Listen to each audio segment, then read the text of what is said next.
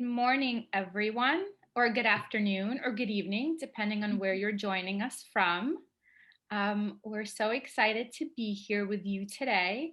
Um, hello from, hi, from Atlanta.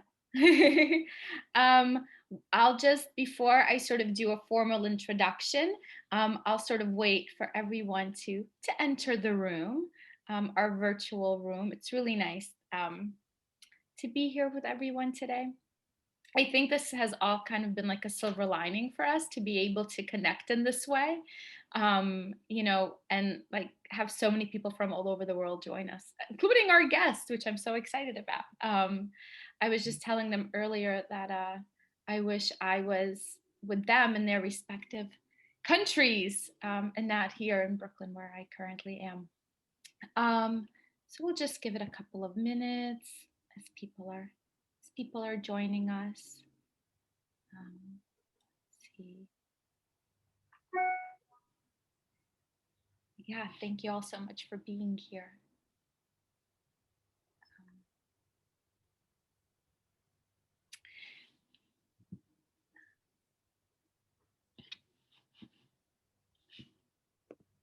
Just give it a couple of minutes. I will, during this conversation, please feel free to put any of your questions in the chat. We will absolutely get to them. I will also be sharing some links with you throughout this conversation so you can get to know our panelists a bit better.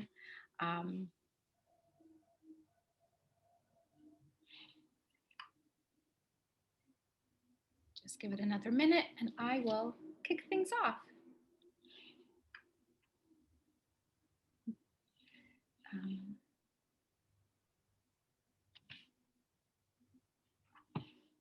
Yes, and my wonderful partner is telling me, mention the recordings. You can catch all of our previous Jewelry Confidants conversations on our YouTube page. I hope that you will check those out. And this conversation will also be on our YouTube, probably by next week, I would say. So I do hope that you will share this conversation with your friends and colleagues, because I know it's going to be a shareable one. I know this is going to be a really inspirational talk. So I've already had the fortune of speaking with both of these ladies in preparation for this. So I know you guys are all in store for a really incredible conversation. But if you missed any of the other ones we've hosted, please do check out our Instagram page. And also, I do want to mention that we will be rolling out content from New York City Jewelry Week. And we already have a really fabulous conversation there with Sebastian Grand called Legacy. So I really encourage you to enjoy that recording. And then next week we will have a new one up there. Okay, so I think we should kick things off with our incredible guest today, who are so patient, who've been so patient as I'm here like rambling, trying to make sure everybody gets into the room. So hi everyone, my name is Bella Naiman. I'm one of the co-founders of New York City Jewelry Week. You are joining us for our relatively new series called Jewelry Confidants. And this is a series devoted to jewelry lovers. We at Jewelry Week are always inspired by the stories that are shared with us as we plan for each Jewelry Week in November. And we get to meet so many incredible people in this industry. And we're always wondering, like, what are the conversations that they're having with their friends and colleagues and confidants? And so we essentially like, what would it feel like to be a fly on a wall, during a conversation between two brilliant minds? And so that's how Jewelry Confidants was born. And today we're certainly bringing you two incredible brilliant minds. We are here with Melanie Eddy and Lola. And I asked you to, now I'm like so nervous I'm going to say your last name wrong. Lola Oladunjoye of Lola Fenhirst. And this conversation is called Championing Each Other's Successes. And really, this is actually something that Melanie said when we were preparing for this conversation, because, it is this industry I think it's really built on that. It's built on friendship and trust. And I love this idea that it is so important to champion the successes of your friends and colleagues in the industry. So I will introduce Lola first. Lola Fenhirst is an independent small batch fine jewelry company founded in 2015. Lola came to jewelry design as a second career, having spent 18 years practicing intellectual property law in California's Silicon Valley. Born and raised in London, Lola draws on her West African Yoruba heritage to create striking architectural jewelry in the European tradition with a distinctly African orientation. Lola Fenhirst is produced exclusively in Paris, where the company is based. And Melanie Eddy, from her London studio based in the Goldsmith Center in Clerkenwell, Melanie creates sculptural jewelry that uses geometry as a tool to explore the relationship of form to the body. She's a key academic on the MA Design, Ceramics, Furniture, and Jewelry program at Central St. Martin's College of Art and Design. Melanie is a director of the Association for Contemporary Jewelry and is consistently involved in projects relating to her field. Sector development, research writing, exhibition installation, and curation are examples. She's currently involved in a number of initiatives looking at diversity within the jewelry trade and is one of the founders of a charitable organization and fund looking to affect change through a program of scholarship, paid internships, and wider industry engagement. And so with that, I give you Melanie Eddy and Lola Oladunjoye. Thank you, Bella. Thank you. Yes, thank you very much. We're very, very excited to be here. So this really is essentially a conversation between you two, because while I have many questions, the most, as I said, the most exciting conversations are the ones that take place between you two. So I will take a backseat to this conversation, and I'm sure I'll pop in later with questions. And if any of you have questions, please put them in the chat. But I hand it over to both of you ladies. Thank you. Thank you, Bella. So I think it's how you ended the introductions is quite a helpful point for us to start, to introduce Lola and I's friendship. So Lola and I's friendship is a relatively new friendship, but that would not belie the significance of it, which you'll find out soon as we chat. So obviously, the events over the last year have been, pretty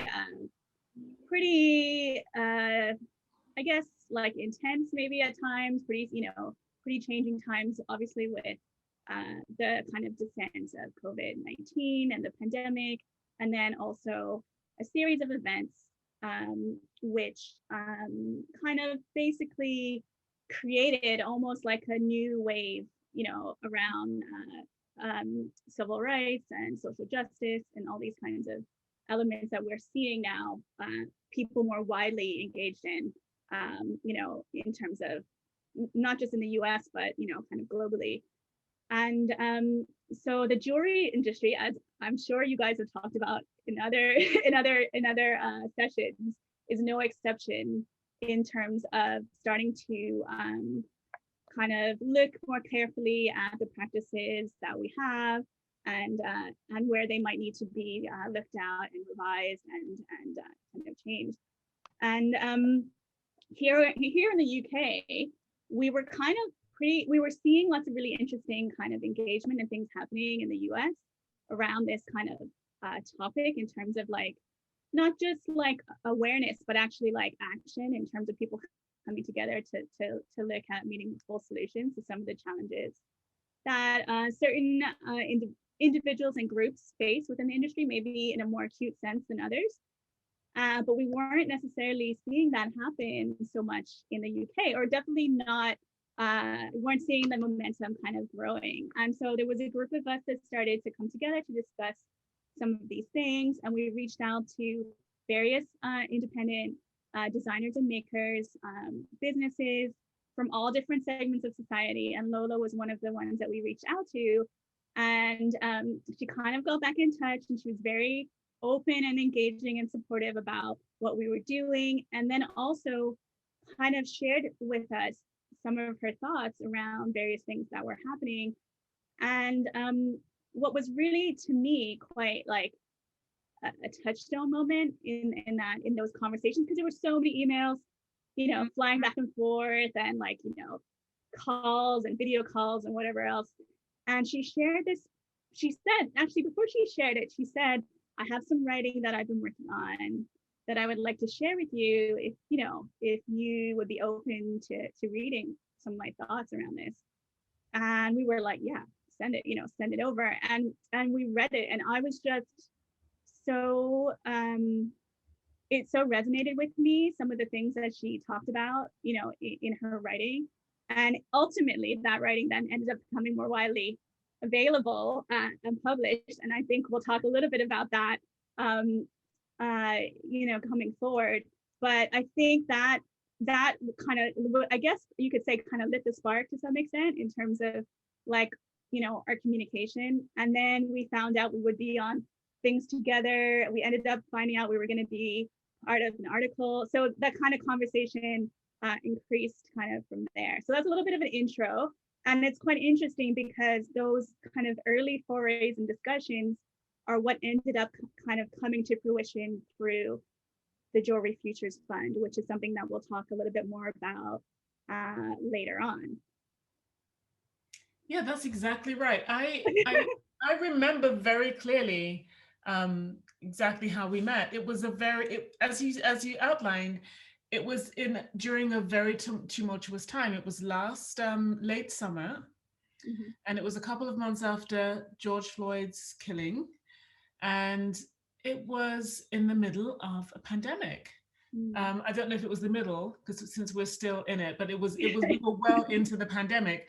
So it was a very actually charged time for everyone. And it was also a completely unique time for everyone. So there was a lot of, I'd always say almost like a surreal nature to those times, and like an enforced kind of reality. But I remember the very first time I interacted with you, I got an email, and it was from somebody who wanted to connect the two of us and said, I've been working on this program to create a pipeline for future jewelers of color. And we thought that you might be interested in being involved and sharing your thoughts. And so that person, who's an editor of a major magazine, said, so I asked Melanie to get in touch with you. Then the next email I got was from you. And I didn't know you before, but I read the email and I was so excited by it because it laid out all of these steps towards concrete activism and ways to increase participation in the jewelry industry in an organic, holistic way rather than in a quick way, in a way of creating internships and creating a pipeline of people who are still in school. So it's really sort of forward thinking, but very strategic. So I just absolutely loved it. And it was just nice to see all of these movements and things happening. So I remember the first email that I wrote to you and to the others, I don't know if you remember it, but I said, thank you so much for your email. I had to read it twice. Because I just could not believe what I was reading. This is such an important initiative, and you can rely on me for anything that I can contribute. And then I said, as a matter of fact, I'm actually writing an essay at the moment describing exactly where we are in time, because we're actually living through what will become history.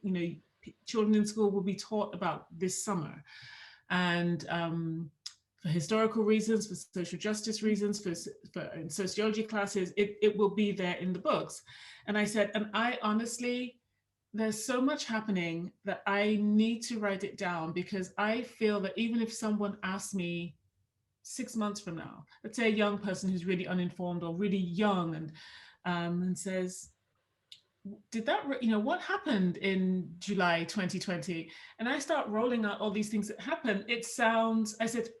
I remember writing to you, it doesn't even sound like it could be true, but it is true. And I want to capture not even the events themselves are staggering, but also the feeling of the events and the way everybody is reacting and all of that. So I said, so this is very much top of mind for me.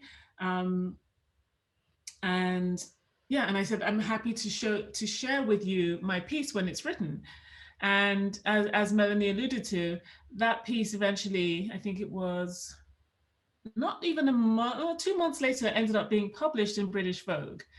And it's about my experiences being confined on the West Bank in Paris, and what those experiences what felt like in the broader context of the global anti-racist movement that was taking place. And so that was the beginning. So it's a little bit of a sort of a lofty way to begin a friendship, but that was how we first met. And I think that's a very, very good starting point, and it just grew and deepened from there, I would say. Would you? Yeah, but also you're leaving out the part in the article where you talked about how you leverage your legal expertise in terms of some of the work you were able to do from that isolated, which is really so amazing. Well, thank you. Do you mind talking a little bit about that, or is it something? I mean, do you feel like I would like for you to share a little bit about that, because I think it's important for people to know. Yes, absolutely. So the article was really about my experiences of, it's really about identity, which is already, I think, a really important part of being a creative and therefore being a jewelry designer. I think all jewelry speaks to identity, and to adornment itself is really sort of just simply a tool to establish identity, I think. And some identities are enhanced, because sometimes you wear something not to look like who you are, but to look like who you would like to be. That's a big part of it too. But there's also tribal, the tribal aspects of jewelry where, no, this is tribal. This is, when you see me wearing this, if you see me wearing a diamond tennis bracelet, that means something. You're supposed to, that's a code. If you see me wearing a marriage ring or an engagement ring, that's a code. It tells you something about me. If you see me wearing a string of pearls, that tells you something about me. So that's how I think of jewelry. But I also have always liked to write. So I started writing this story because it was in July and we were confined here in Paris. And at the time, you could not leave your house without a specific reason. And there are 4 reasons. One of them was to buy groceries, one was to exercise, one was to go to your place of work if it was an essential job that you had, and the third was an emergency, you're going to the hospital, or to take care of an elderly person. So those were the 4 permitted reasons, and you had to self-declare. So you have to download a form. You can either download it on your phone or download it in paper, and then you tick the box, or you click the box and you take that with you, because there were soldiers and police everywhere. It was a really charged atmosphere, and the streets were deserted. And so after being confined for about 6 weeks, I said, I just don't think I can take this anymore. I need to go. I just want to go on a walk. I said, so what I'm going to do is I'm going to go and buy groceries at the Bon Marché. The Bon Marché, for people in London, it's like Selfridges food hall. For people in New York, it's like just a really, really high-end I remember that food hall that I've been to in New York, but I can't remember the name of it. It's one on Broadway in near Soho. But it's a big high-end food hall with the most, it's like Italy, it's the most beautiful selection of things. So I had been going, just running to the end of the street, buying stuff and coming back, but after a while you get feverish with that. So I said, yeah, there's a food hall in the Bon Marché, I'm gonna walk over there. So I walked for like 2 miles and everything was closed. And I'm inside of the building and there's a police blockade. So the policeman stops me and he says, do you have your derogation? And I said, yeah, of course. So I give it to him. And he looks at it and says, oh, it's not the right form. You're not using the right format. And I said, I think that is the right form. There's only one form. And so he says, can I see your ID? And I show it to him. And he says, you English? And it's about identity. I thought, as far as I know, I'm English. I mean, I just don't understand why a pandemic gives you the right to question my identity or my right to be here. It was just, I hadn't felt that way I don't know if I've ever felt that way, but I know a lot of other people get that, have these experiences all the time. It had never happened to me before, and it was all very mild, but he looks at it and he says, okay, so on this form, which apparently was the wrong form anyway, you've put that you're buying groceries. I said, yeah. And so he said, and where do you live? I gave him my address. He went, that's in the 5th. You're in the 7th. I said, yeah. He goes, that's 2 miles away. I said, mm-hmm. So he said, oh, no. You're too far away from home. And some of the restrictions, like exercising, has to be within a kilometer of your home. Buying groceries does not. So I explained that to him. I said, there's no limit. There's no distance limitation on buying groceries. I can buy groceries wherever I want to buy them. He's like, no. And we argued back and forth. And then he just pulls out his phone or walkie-talkie, whatever it was, and starts issuing me a ticket. He's like, in his mind, he's like, I'm bored with the discussion. So he starts issuing me a ticket and reading out my name. And he makes a big show of like spelling out my name incorrectly 3 or 4 times. It's Lola, c'est Lola, L-O-L-A-O-A, and then Oladunjoye, O-L-O-A-D, okay, Lola.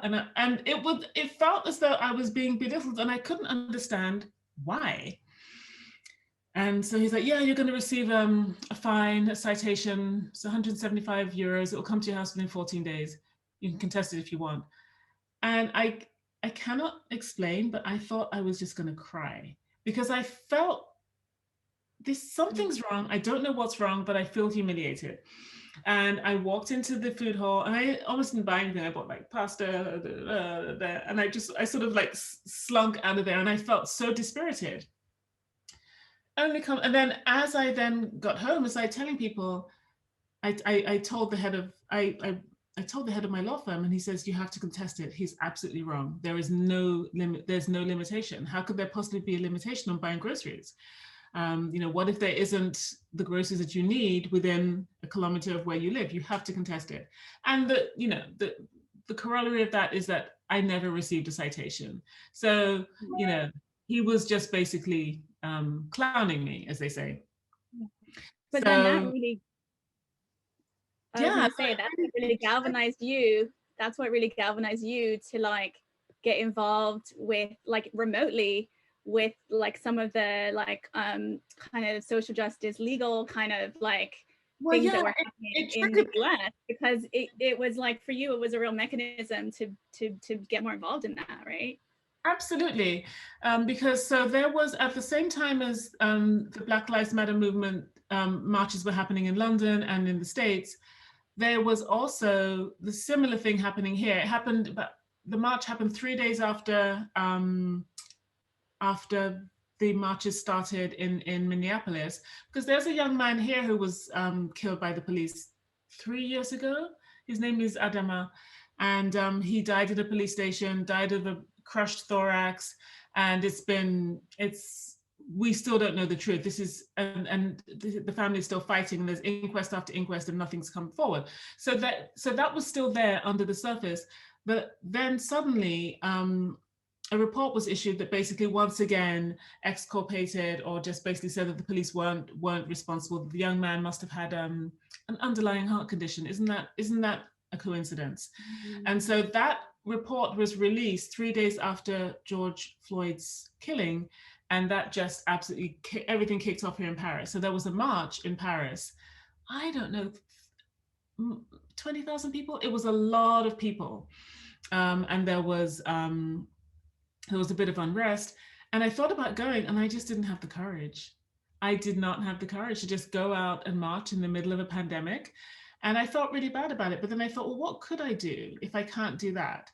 And so I was following everything that was going on online. And I was really, like a lot of people, really, really concerned by Breonna Taylor's killing. And a lot of people in the States did a really good campaign, because it happened many months before George Floyd, but a lot of people did a really good, smart campaign to bring it back, keep it in the public eye. And I don't know if you saw that, but it was called "Do You Know What Happened to Breonna Taylor?" And then they got a lot of well-known Alicia Keys did one, Kerry Washington did one, and that just it really put it in the public eye. And so I saw that, and I got involved with the campaign to seek justice for Brianna, basically. And then from there, a few other things. And there are just so many organizations that are doing incredible things that I realized, I sat down and I thought, well, what is activism? One of the things you can do is march, and that's a really good way to show support. But if you're someone who knows how to write, and if you're someone who knows how to organize, and if you happen to be a lawyer, you can join organizations that are doing incredible work and support them financially, and also support them by writing letters. And I wrote my letter. We didn't get what we're looking for in terms of prosecution in Breonna Taylor's killing, but one thing has happened, which is that the no-knock warrants have been banned in her state. And there's so many more things that are going to happen. So I made that the thing that I did. And it all really, I mean, it probably would have started anyway, but that seemingly innocent, that sort of, that sly little incident where I was being questioned about something that was so basic, kind of triggered me. It made me realize that, you know, not every act of racism is huge and overt and ends in a murder. There are little, I didn't want to call this a microaggression. There are little daily insults that really that can add up to you know, being quite important and quite negative. So I wrote all about that, and I wrote about how interesting it was to have an identity that was two-pronged, that you can make peace with having an identity that has many different facets. So on the one hand, yes, I'm a technology lawyer. On the other hand, I also create lasting pieces, and I work in the field of adornment and jewelry, but the two of them are not mutually exclusive. So that's what I wrote about. And I was really happy. I was very happy, in fact, to see that published. Thank you, Lola, for sharing that. I really appreciate you going into such depth with that. But yeah, I remember that being like a really pivotal point, and like, you know, in terms of like, you know, discussions kind of going forward. And then the other thing basically was that like, we realized we were kind of talking to each other back and forth about this stuff. And then as Lola mentioned, she was suggesting, because of some of these ideas of like these kind of, as you talk about these kind of aggressions or these situations, and, you know, just witnessing other people being in situations where they're not respected or they're kind of taken advantage of. And that was kind of, in a way, what kind of gave you the insight in terms of how you could contribute to some of the things we were doing at the Jewelry Futures Fund, because we had a member of our community who had some challenges in a design consultancy that she was doing, that a lot of us had like rallied around, you know, supporting her through that. And that's when you were like, oh, this is something I can help you with the Jewelry Futures Fund, with the group. I don't know if we had the name specifically at that point, but and that's when you started like kind of thinking about drafting some documents that we could use to help kind of support our community when they were doing kind of, either they were doing like work, you know, as a designer, or they might be collaborating with someone, or they might be using a manufacturer. And so you were kind of drafting these documents, and we're still kind of in the process of drafting them, because we're going to have people's feedback based on, you know, the types of work they're doing and the experiences they've had. So that was something that she was like, this is something I can not just like support or discussion, but this is something I can like tangibly contribute to these efforts. And that's the thing that's kind of been really great about what's been happening with this, is it hasn't just been people saying, I'm going to give this much this time, or I'm going to give this much this year towards these grants or these funds, but I'm also going to have this in kind that I can give to this initiative. And that's something that's been really kind of interesting. And I think like for us, like in terms of, you know, this friendship kind of forming and chatting around this, like we ended up chatting about all kinds of things, like interior design, like gardening, like, you know, and then one of the things that I think that I really like that was really interesting was, obviously both of us have these kind of these careers, this duality in terms of how we work, and then we both kind of write, and like, you know, you had written that piece, and I, at the time, I was working on a piece that was more specifically to do with the trade and to do with diversity in the trade. It was more in a trade kind of publication. But then you kind of had that article come out about your heritage and how that influences your design process. And I knew you said that you were gonna that you were doing that. And then when I read it, there were so many commonalities, like with my own experiences, even though we're from quite different places and we have different kind of backgrounds. Like for me, like, you know, there's a lot of similarities. Like, you know, there are a lot of Bermudians living outside of Bermuda, just like there are a lot of Nigerians living outside of Nigeria. Like, you know, the population really extends like beyond, you know, the boundaries of the particular country. And, you know, you went into law, your father, and, you know, I ended up kind of circumventing back into teaching. My mother early on in her career was a teacher, and then later on went into something else.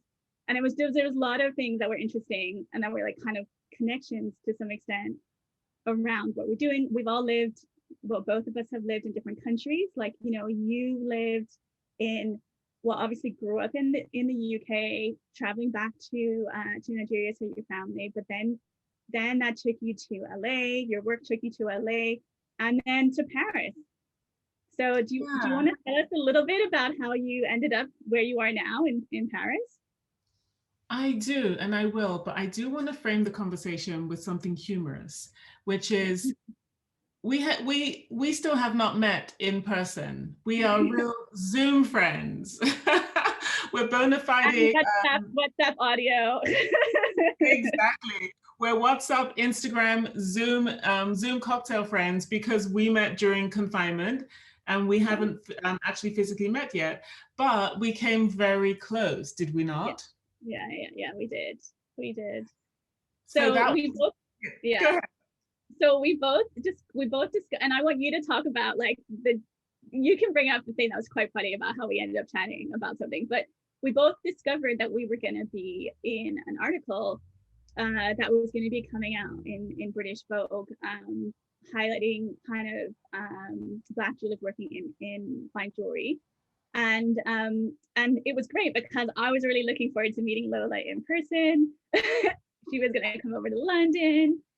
And as the time kind of approached, I'll let you tell the story about, because it's quite funny. Well, so I was asked by the jewelry editor for British Vogue if I would take part in a photo shoot in London that was sort of focusing on some Black jewelry designers who were shaping the future of fine jewelry. And so I was like, yeah, I think I'll be able to fit that in. I was like over the moon excited. And there were 6 people that were 6 designers involved, and Melanie was one of them. So as soon as I found out that she was one of them, we started WhatsApping saying, this is going to be great. And it was going to be, I don't remember when, sometime in September. No, I think it was, the shoot was going to be in August that you were trying to get there for. So the shoot was the end of August. And so now it's 2 weeks to the shoot. And the logistics just aren't really coming together. They're slowly coming together. I think I know where the studio is. And that's about it. So I sent Melanie a note and I said, this is basically 6 Black women or 6 Black people. I said, do they know that in terms of hair, we need at least 10 days advance notice of what we're going to do with our hair. We can't just go in there. You can't just walk in there and then there's a blow dryer and a chair and then everyone comes out looking like, you know. And then this is so funny because we ended up talking about it and this started a whole discussion with all the other women that were on the thing as well. Because then we were chatting to everyone, like everybody was chatting back and forth. Exactly. So that started off a conversation. We got in touch with the stylist and they had anticipated everything. So they needed each one of us to describe how we wanted our hair done. And then everything was copacetic. So now it was all set and I was just thrilled at this opportunity because I'd never met anyone at Vogue in person. Hadn't been to London in a while, had never met Melanie, and of course I'd never met the other 4 designers. So it was going to be a real incredible opportunity because community is everything, especially in an industry that is as exclusive as fine jewelry is, and that it just simply by its very nature, by its, that it's such a capital intensive business, it tends to be quite an exclusive business. So this was just so exciting and so important for me. I was pumped. And then I was going to go over to London on Eurostar on a Sunday evening. The shoot was going to be on Monday. I would be back here on Tuesday. And on Friday morning, the UK government, our beloved Boris, decided to add France to the quarantine list, meaning that I could not get into the UK and go about my business without doing a 2-week quarantine. There wasn't enough time for you to do the quarantine. That notice. It was an incredible blow. I was gutted. I was really gutted. Like Vogue looked into it, and then by the end of the day, they're like, "There's just no way. Really sorry. We'll figure out something on the back end, but there's just no way for you to be here," which I quickly recognized. So I was really sad, and I knew I wouldn't be meeting anyone, and I wouldn't be meeting Melanie.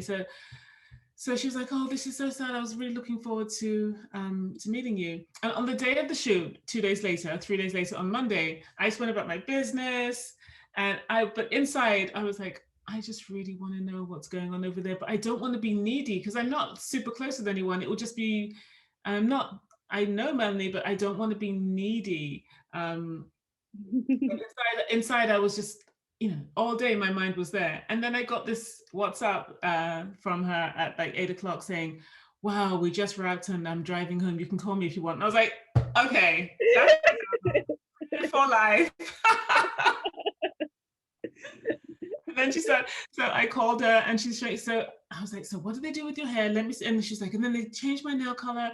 And so I lived. So funny because I was looking at the pictures like recently, and then I looked at because you had said the picture before with the nails that you had, got. Yes. It was like really cute. Like we were just like the chat. It was so funny.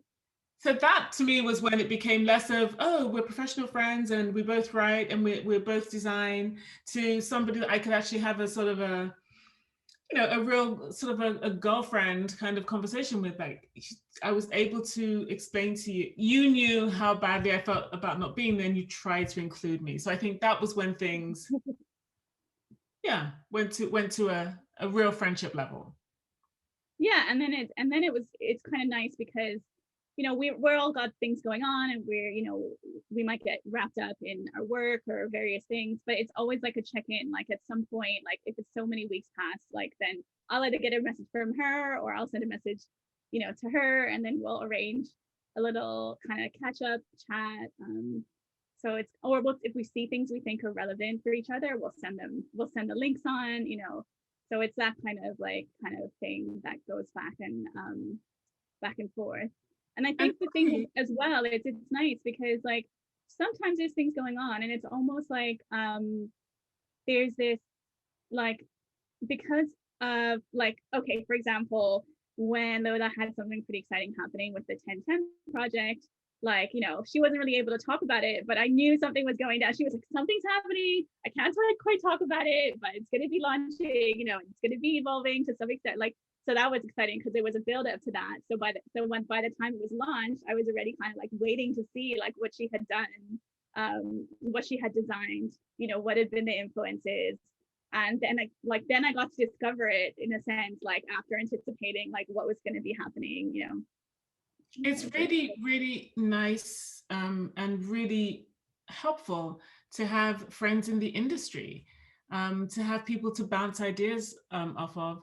And the industry is so personal. Not the industry is personal, but when one is a creative, it's very personal.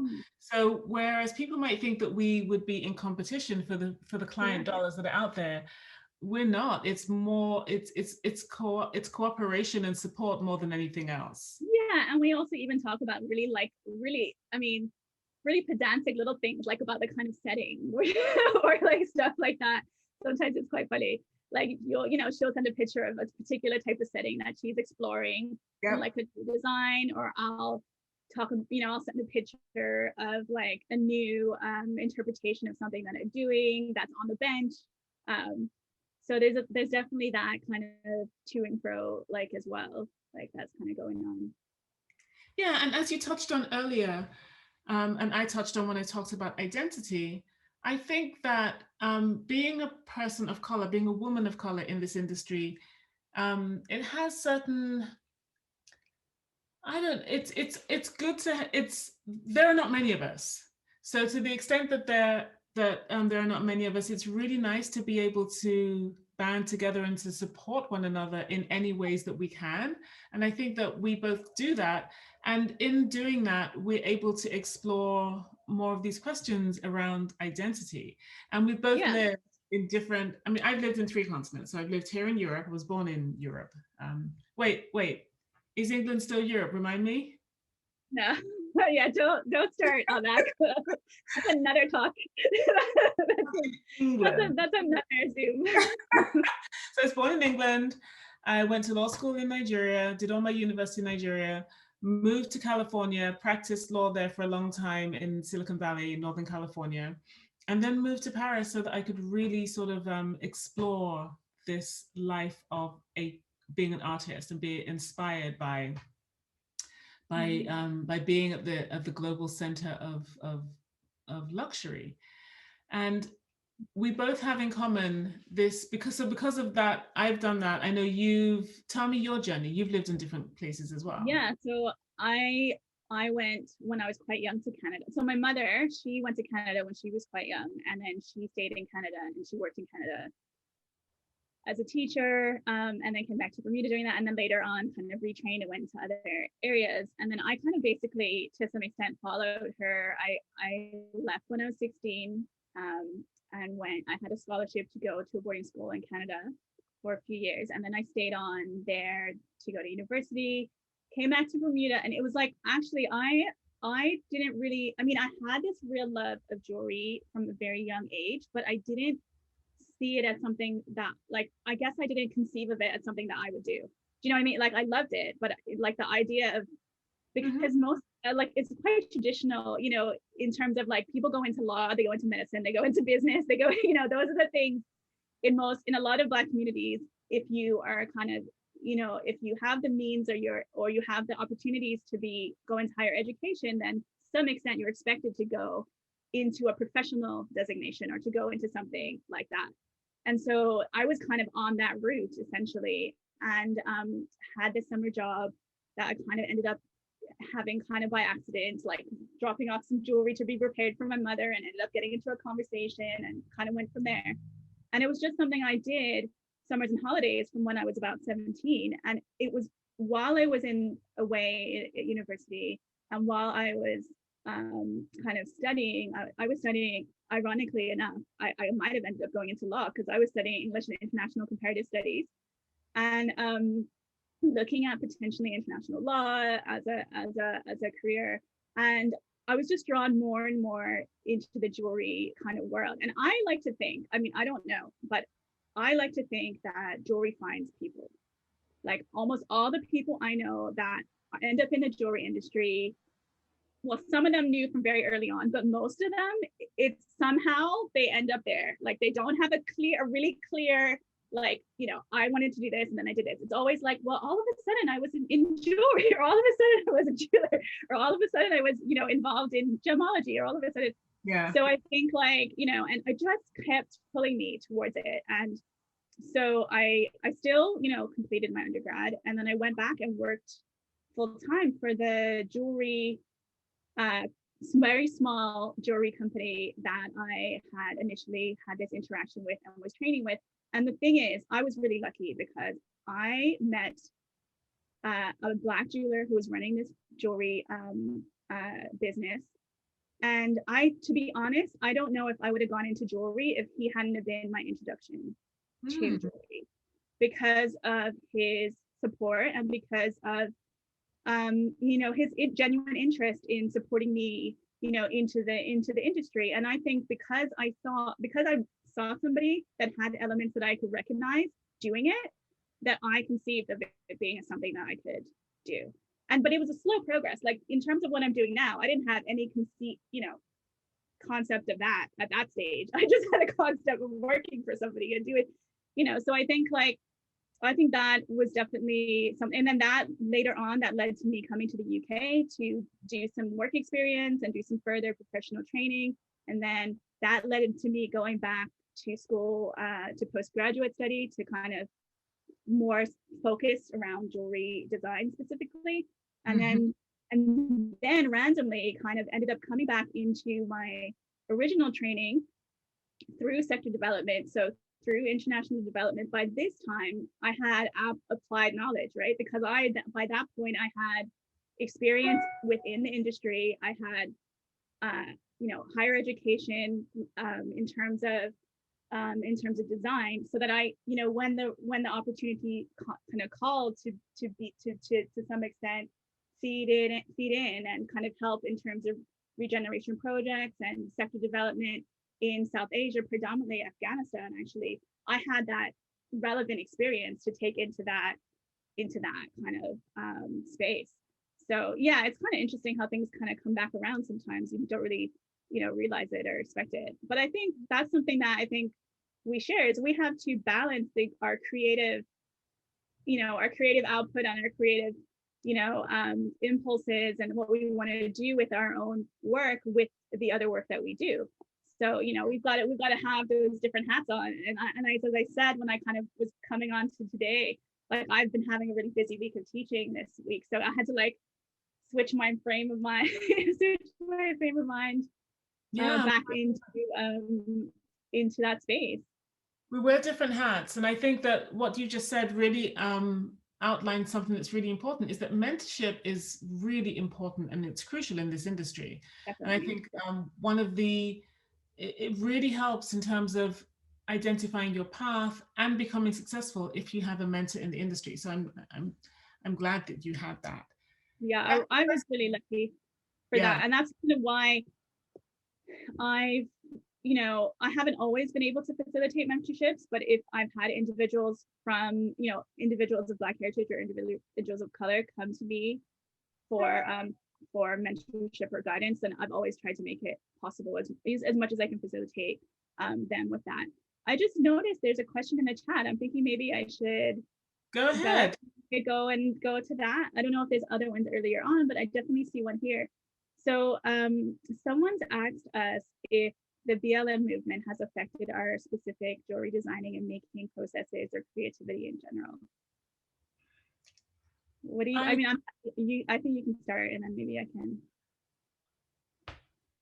Well, for me, how it's affected my practice is that, so it hasn't changed my design aesthetic or my approach. What's happened for me is that it's undeniable that everything that happened last year, the protests that happened starting from May 25th, have led to a continuum of events. And one of the outputs of those protests was that people started looking at police brutality and a lack of opportunity, and why Black communities are so vulnerable to police brutality. And one of the reasons, in the United States especially, is a lack of opportunity. Not seeing people of color in a broad spectrum of roles. Somehow these things also, one thing begot another in terms of the general zeitgeist and the way people were feeling. And so there was a real movement, and this is how I met you, with people analyzing industries that are not inclusive at all, that are quite exclusive, and our industry being one of them. And so there was a sort of a focus and a movement and a general will to find ways to be more inclusive. And so I definitely benefited from that, because I met a lot of people. I was able to start writing or having my writing published. I would have been in the Vogue article last November. But one of the things that that also came out of that whole chain of events, I don't know if it was one of the reasons, but somehow I found myself in having a lot more focus on my work and having a lot more attention given to the work that I did. And I don't think that it's an accident. I think that they're connected. So that for me is. But I think as well, it's like also with having the lockdowns, the various lockdowns and the time from the, like, you know, it's kind of like you have time to reflect, right? So normally you're so busy, like in the making or in the work that you're doing, that you're kind of, you know, you're powering along, and maybe you don't have time to stop and think like, where am I focusing my energies? Like what is really meaningful for me in terms of how I spend my time and what I do. And so I think that's definitely been part of it. And I think the other thing that I noticed is that, and I know you and I share this, in that we have experiences because of our backgrounds in terms of me growing up in Bermuda, which, you know, and you having connections back to Nigeria, is we have connections where we weren't a minority. So I think, like, you know, our frame of reference and how we see ourselves is can be very different. And, you know, that's something we've, you know, had to experience when we've left or when we've been in different places. And I think what I didn't realize until, well, not that I didn't realize, but I was less inclined to put myself to the fore or to be overly vocal, because to me, it's not something that will define, like, you know, it's not the key defining characteristic of me. Like, you know, what I am, you know, I'm mixed race, like, you know, depending on where I am, I'm mixed race, depending on where I am, I'm Black, depending on, like, in Bermuda, I'm just Melanie. So I think, like, you know, I didn't really, like, I wasn't always putting myself out in front or being like vocal about that, because it's not something that immediately comes to my mind. It's something I have to like assert. But what I realized was that because I wasn't doing that people weren't seeing me. And because people weren't seeing me, then other people who are maybe coming along or thinking about it weren't seeing somebody that they might identify with. So that, I would say, changed my perspective and changed my approach, because I started to be more conscious of, you know, how my choices don't just impact, you know, me and the people immediately around me, but they have wider, like, you know, a wider impact. So I think, like, that's kind of definitely changed. And it made me also be like, you know, I'm not somebody, I think for some of us that are in jewelry, we kind of like, we let the work do the talking. You know, the work's out there, we're kind of in the background, we don't really, you know, we let the work do all the stuff. And so it's like, it's made me think differently about how I speak about my work, you know, how I promote myself, because I've never really thought so much about that. So I think, like, it's kind of pushed me forward in a way that I hadn't done before. So I guess that does tie back into my creativity, because to some extent it's framed my practice and framed what I do in a different way, for sure. So thank you for that question. So it's got another one. Oh, Diana, you grew up in Bermuda as well. That's cool. Mm-hmm. I'm meeting all kinds of Bermuda connections these days. I met recently, I guess I would say, like, that's partly last year, I met a gemologist from Bermuda who I didn't know until like recently, and I was like, what? Wow. So any suggestions for our jewelers of African descent who want to enter in the industry and network with other jewelers of color for Bermuda too? So there's a couple of different initiatives kind of coming together. So obviously I've talked about the jewelry, and she's an anthropologist. Wow, there's a lot going on there. You're gonna have to get in contact. So there's a lot of initiatives coming together. Obviously within the UK, I mentioned the Jewelry Futures Fund. There's also a Black Jewelers Network. There's also Jewelers of Color. So those are the ones, but within the US, there's a BIPOC group, which some of us have kind of been involved with. There's also the Black and Jewelry Coalition. There's a couple of different initiatives kind of coming online where you can connect in a network with different jewelers. And the thing, not just jewelers, but people more widely in the jewelry industry. And that's something, like, I kind of definitely want to make sure that's pretty clear. It's not just about jewelers or jewelry designers. It's also about, like, all sections, like curators, like people working in business, people working in marketing, PR. It's an like all of it, writing, editors, like stylists, like, it's the whole gamut. Yeah. Yeah, so that's a good thing that came out of the activism of last year, is that people are actively banding together and finding ways to promote and support one another, which is really important. Yeah, and I think like I said, I think that we've discovered and kind of made connections with like a whole bunch of people that we didn't really know about practice before. So that's been I really enjoyed that. And especially because like, it's jewelry can be at times quite isolating depending on how, what your practice or your business is like. So it's nice to have that connection with someone who might also be working on their own a lot of the time, to kind of connect. And especially now that we can't meet, like we're not going to like centers where we might be buying gems or we might be buying materials and naturally kind of run into somebody and like chat to them. We're definitely even more isolated now than we were like before. So I think that's been kind of really helpful, having that like you said, that kind of sounding board and person to kind of throw ideas back and forth from and stuff like that.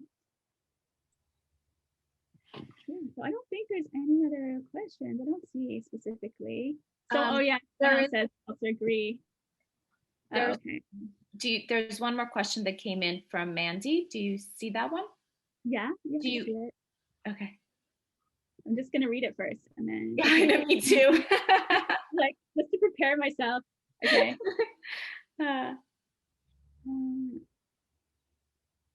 Okay, so they're asking if there's any tips for graduating students that want to get into the jewelry industry. She has a bachelor's in fashion merchandising, and she will have it by the end of the summer and would like to work in jewelry. Are there specific certifications you received or programs you participated in? Well, I think that really depends on location, first of all, and I also think it depends on what particular part of the jewelry industry you'd like to work in, because I think there's some different routes you can go. I think like if you can secure, I always think it's really good if you can secure some kind of internship or some kind of mentorship, like as like that's like the basis, I think. And then obviously kind of going forward from that, there might be additional like training or additional but I think if you're coming from like an educational setting, I think it's really good to get the industry experience. You can always kind of go back into like that the certifications or specific like training later on, because I think sometimes you might not know necessarily where you need to do extra training unless you have a little bit of time going into the industry and finding out what particular part you really want to work in. So I think like for me, I learned a lot from my work in the industry before I went back into education, and that kind of to some extent directed me into where I wanted to focus my attentions on the kind of work I wanted to do like in the industry. So, but there's a couple of question. Yeah. Oh yeah, you can answer that one. You want to read that one out? One more question about sustainability. Where? I didn't see that. I see a question about it's from Edward Johnson. With a heritage in Africa, how important is responsible sourcing and how do you demonstrate and quantify it? That is an excellent question. That's good for that project you just yeah. So one of the things that happened last year was that I was asked by DeBeers group to take part in a special project called 1010 Botswana, in which they chose 10 emerging designers to design an engagement ring using stones that came directly from their mine in Gaborone, Botswana. And so before I agreed to come on board, I did my due diligence as a lawyer and as a person of African descent, and I looked into DeBeers, its history, its growth, and its partnership with the Botswana government. And I was blown away because the diamonds that I signed up, I agreed without any hesitations. I was very excited. The diamonds that we received, not only were they incredibly beautiful, but they had 100% traceability. They came directly from the mine in Botswana. And there is so much, it's a sustainable mine. It's operated with the highest rigors of corporate responsibility, and the revenues from the output of that mine goes directly back into projects in Botswana, into the Botswana community. That DeBeers, as it operates in Botswana, operates under a joint venture called Debswana, which is 50% owned by the Botswana government. So it was a really, it's a very politically astute and well-run model. It's a great model for the rest of Africa. And it's all about sustainability. So I was really, and that's important to me. So not only were the diamonds, they were really beautiful diamonds, but the history, the story behind the diamonds, their provenance is also really important. So it's important to my practice, and I was really excited to be able to put those principles into practice through that project. And the thing that's really exciting, I think, at the moment is that not just with diamonds, but there's so many beautiful colored stones that have a provenance in Africa that people aren't as aware of, because, like, you know, for example, emeralds, beautiful aquamarine, amethyst, like all these other colored stones, you know, and not just in one particular, you know, country or one particular region of countries. And I think this is something that people are starting to be much better at, and I think a lot of the technology that's coming out with various types of blockchain things are helping people to trace, like, you know, the provenance of certain stones, so that you know that emerald came from Zambia, or that particular you know, aquamarine came from Zimbabwe, or, you know, so there's that, definitely that's happening. And I'm really excited to see what, you know, how that happens. And also because there's now become a lot of work happening to give more agency to those that are involved in processing and cutting these minerals. So I think there's lots of interesting opportunities there in terms of, like, you know, what happens next? You know, do you have more people on the continent that are then able to develop their own jewelry? So I'm really excited to see kind of what's next with that. Absolutely. And to your last point, the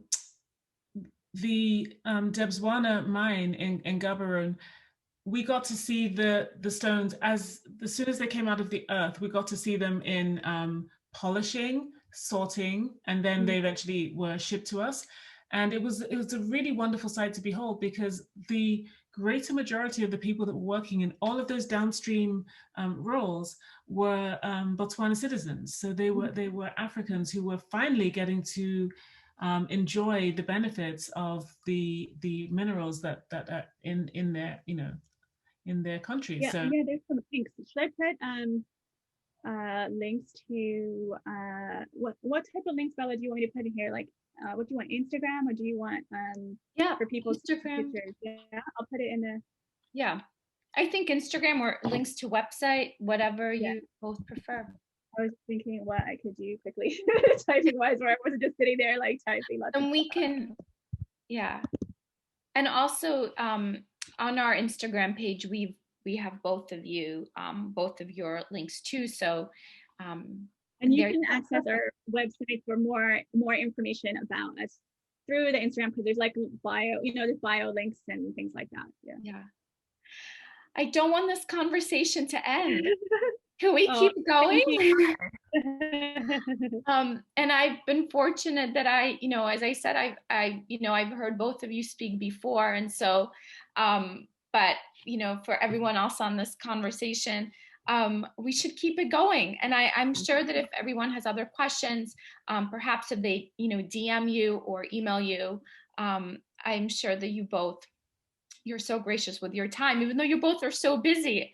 I don't know how you do it, but I also, I also want to mention the New York City Jewelry Week has a platform called Here We Are that is dedicated to inclusivity in the industry. And so every year we always are looking for a new cohort of jewelers, and and we so believe in mentorship opportunities as well. And it's something that we're very much focused on for all of the jewelers we work with. Yeah, so hopefully there's some people in the audience that can maybe connect in with you around some of that stuff. Yeah. So please Cool. do reach out, and I'm also going to send you a link. So many links today in our chat. But this is what it's about. It's really about all of us, you know, sharing our resources. And I'm so grateful for both of you for sharing your stories with us today. Thank you so much for inviting us. No, it's a pleasure. And as I said, you know, it's, you know, if it's like if you could be a fly on a wall, you know, and so today you both let us into your world, and thank you so much. We have a great conversation coming up, not next Thursday, but the Thursday after, where we will be featuring Melanie Grand and Melanie Georgakopoulos. More Melanie. More Melanies, yeah.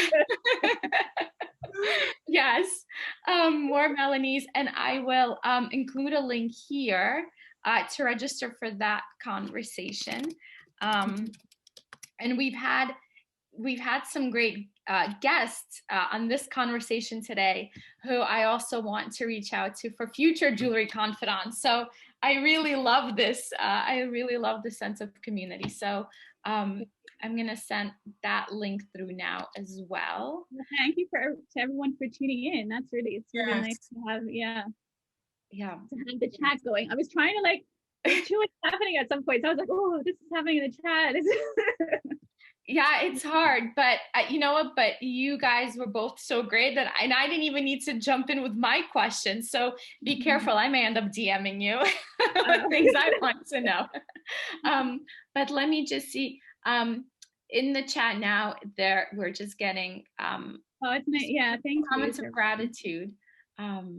And that's really lovely. Thank you all so very much. Thank you. And thank you to you both. And Emifa, I believe, asked about my earrings, and those are by We Dream in Color. They're bees. I was wondering if that was they're bees. Oh my God, I'm obsessed with their stuff. I'm following them on Insta. Okay. Yeah, so I'm a huge fan as well. So thank you all so very much. Have a wonderful evening, ladies.